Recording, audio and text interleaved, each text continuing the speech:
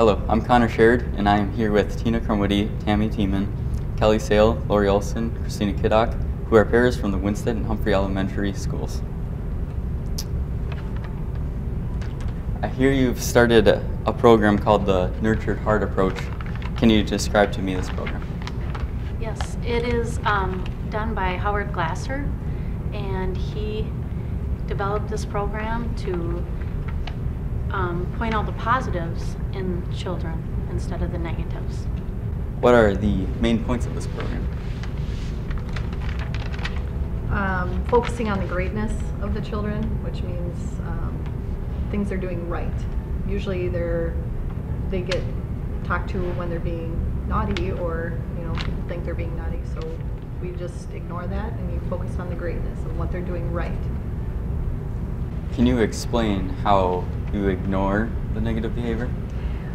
We aren't ignoring negative behavior, we're just not giving energy to negative behavior. We're trying to give our energy and relationship to positive behavior.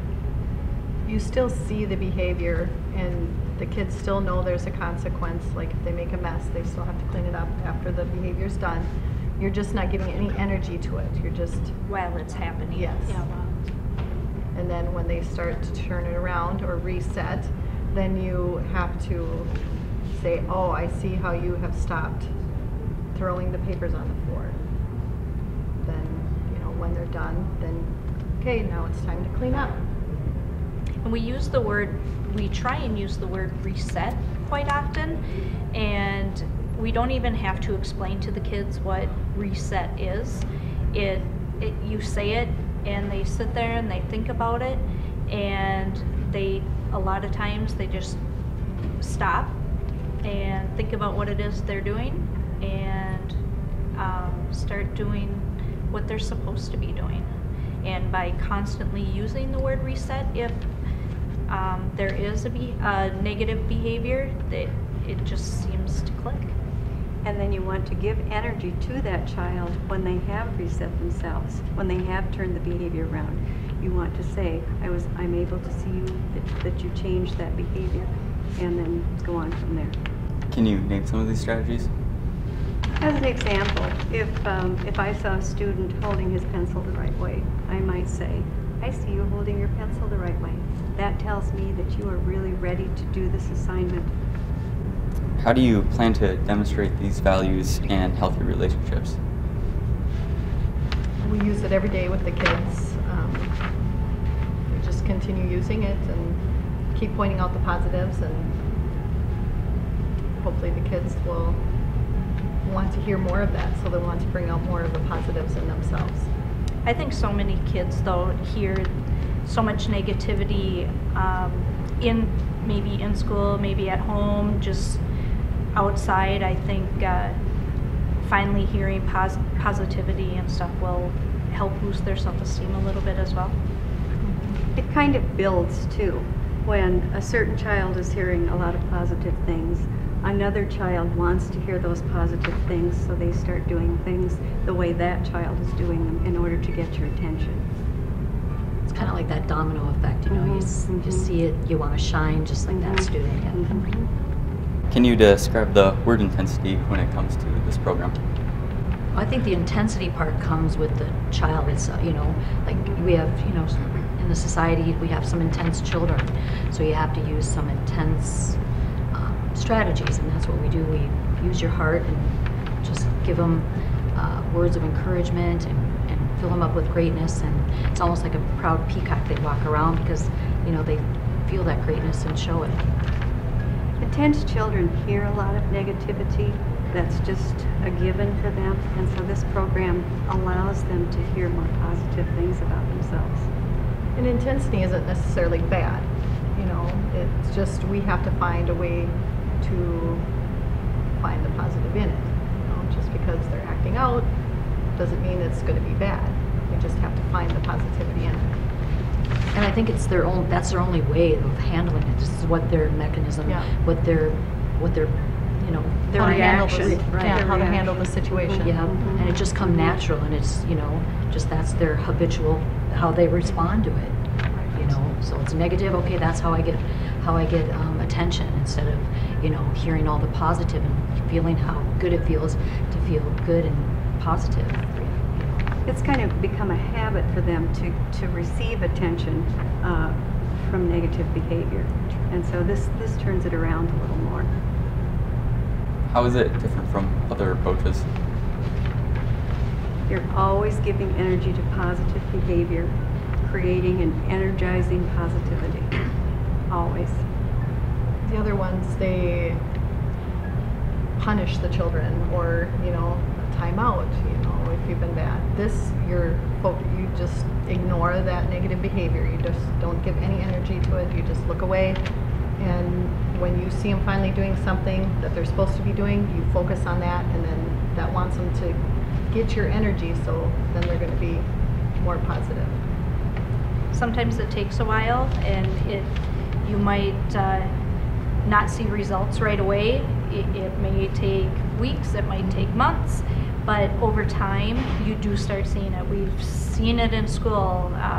We've had kids that you don't think are picking up on it, that are reiterating some of the things that you've already said to them, and they just say it in common conversation now.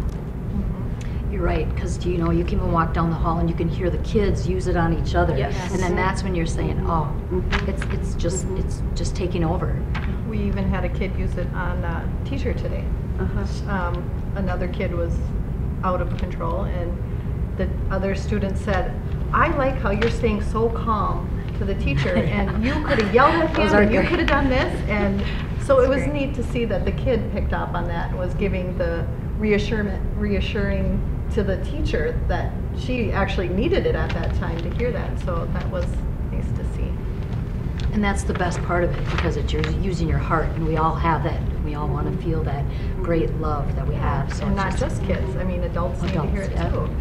And I think it allows us to be calmer too when we're dealing with children. You know, when you're looking for the positive, it's kind of a formula, and you're always looking for it. You're always seeing, you know, exactly what to do, and the anxiety in dealing with these kids is a lot less. I'd have to agree. I agree. It's Yeah. almost like, you know, when you count to 10, you know, that's your little buffer. So.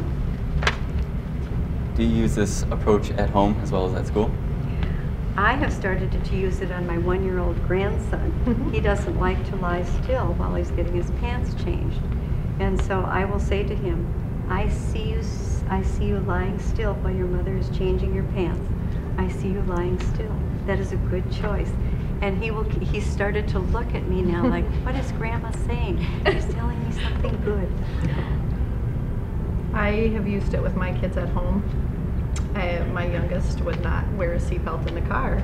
And in order for him to do it, I had to focus on the other kids in the car saying, I see you're wearing your seatbelt. That shows me that you're being responsible, you know the rules of the vehicle. And he would get upset at first, but then I don't have to say it anymore. I mean, once in a while I'll say it. I'm like, oh, I see you buckled up right away when you got in the car. Shows me you know the rules of the car and you appreciate my rules. So it works, but I don't have to do it anymore. It really builds their self-esteem. Yeah. And it's contagious. It is. Can you describe the 3 absolutes? The 3 absolutes are always yes, yes, yes to successes. Anything that they're doing that is successful, you notice. You give no energy to negative behavior at all. If you see them doing something that you don't like, there are times I've even turned my back on that child until the child kind of wore himself out, and then once they're doing something right, I've turned around and noticed the positive behavior. And then always give clear expectations. This is what I need to see you do, and then let them know when they're doing that, when they're doing it right. Can you tell me about the schedule for the training? There are multiple trainings coming up. There's one this fall, there's one in the winter, and there's one in the spring. And to get more information about it, just go on the school website and go under the community education link, and it should bring you right to it. And at parent-teacher conferences, they will be having these books out if they would like to purchase one. Otherwise, you can go on the website or contact the school if you want to look into any more books or if you want to order any. There's a surprise question, which so since we're speaking of children, can you name all the Brady Bunch kids? Oh, the Brady Bunch. Oh my gosh. Greg, Marcia, Peter, Cindy.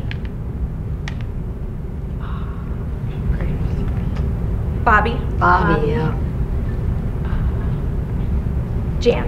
Jan. Yep. Oh, that Very nice. Good memory. And we watched this Yep. Thank you guys for your time and all your information. Thank Well, you for thank you for interviewing being us. patient with us. Yes, thank you. We saw you doing a good job.